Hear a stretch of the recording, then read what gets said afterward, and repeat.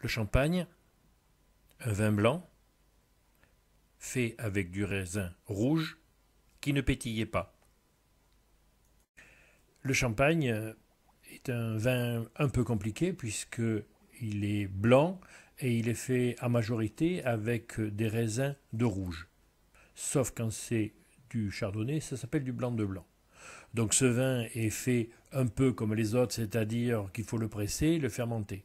Mais au printemps, on fait les assemblages et puis on le met dans des bouteilles fermées hermétiquement par des muselets. On les met sur des clés que l'on tourne presque chaque jour d'un quart de tour. Au bout d'un certain temps, il y a le dégorgeage, c'est-à-dire qu'il faut plonger le goulot dans de l'azote liquide pour congeler le petit bouchon qui a en haut, l'expulser, pour pouvoir enlever toutes les impuretés. Et après, il y a le dosage, c'est-à-dire qu'on rajoute un dosage précis d'une liqueur de champagne pour faire le dry, le sec, demi-sec, voilà. Et bien sûr, il faut le faire vieillir. Maintenant, nous allons arriver au cépage. C'est pas toujours évident, puisqu'on a dedans du raisin rouge, c'est-à-dire les pinots noirs, pinots meuniers, mais qui ont un jus blanc. Donc on presse le vin, pour ainsi dire tout de suite, avant que la peau ait pu colorer. Et après, nous avons les blancs de blanc qui sont faits avec des chardonnays. Alors là, ça c'est la partie presque la plus importante pour l'acheteur, c'est-à-dire c'est les petites lettres qu'il y a sur les bouteilles, c'est-à-dire qu'on a RM, récoltat manipulateur, le vigneron fait son champagne, c'est son champagne. Après, il y a négociant manipulateur, ce sont les maisons de champagne qui achètent des raisins, donc c'est fait par des techniciens, vraiment des œnologues. Ça peut être le summum, comme beaucoup, comme le plus mauvais. Et après, il y a les récoltants coopératifs, RC, c'est-à-dire que c'est un groupement de viticulteurs de Champagne qui se regroupent et qui font leur petit vin. Et c'est très très bon souvent les champagnes, ils mettent beaucoup de cœur.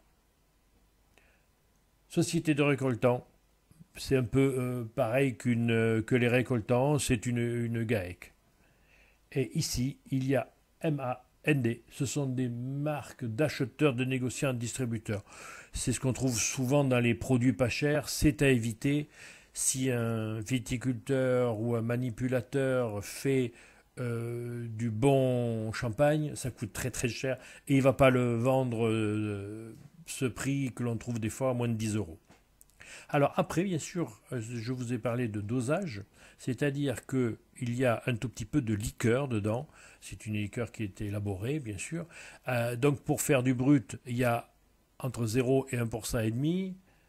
Il y a extra sec, il y a sec, vous voyez, de 2 à 4 %, demi-sec, donc on trouve, c'est quand même, pas, ça commence à être un peu sucré. Le doux, alors ça, le doux, il faut vraiment l'aimer parce que c'est sucré. C'est sucré, c'est... Voilà, chacun ses goûts. Et il y a aussi ce qu'on appelle le non dosé.